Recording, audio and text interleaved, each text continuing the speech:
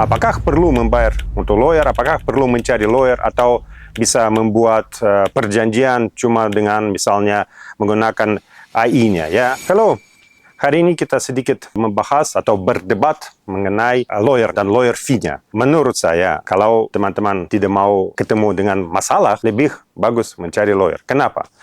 Paling pertama, harus mengerti bahwa orang yang tidak memiliki background-nya atau ijazah atau pengalaman hukum tidak bisa mengerti hukum secara kompleks. Maksud saya secara lengkapnya. Ya, pasti bisa dicari di internet atau di AI-nya beberapa norma-norma hukum yang misalnya mengatur hal-hal tersebut. Tapi secara kompleks, secara prosedural, secara material law, pasti orang tidak mengerti.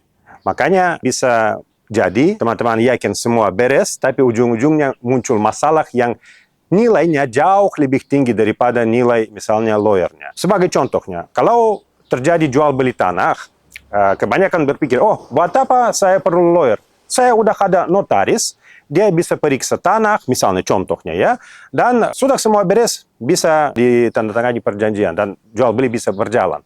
Sebenarnya memang notaris memeriksa hal-hal yang utama yang terkait dengan jual beli. Apakah jual beli itu sah atau tidak sah? Akan tetapi, itu bukan kewajiban notaris memeriksa dealnya, maksud saya jual beli itu dari segi risikonya. Karena bisa jadi jual beli sah 100%, tidak ada masalah. Tapi risikonya tetap ada.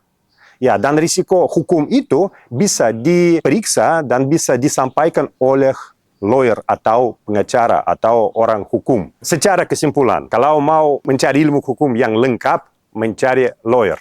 Tapi jika teman-teman tidak setuju, silakan tulis di bawahnya bagaimana pandangan teman saya mengenai jasa lawyer, apakah itu diperlukan atau tidak diperlukan. Dan kalau senang, kasih like atau dislike atau tidak dikasih apapun.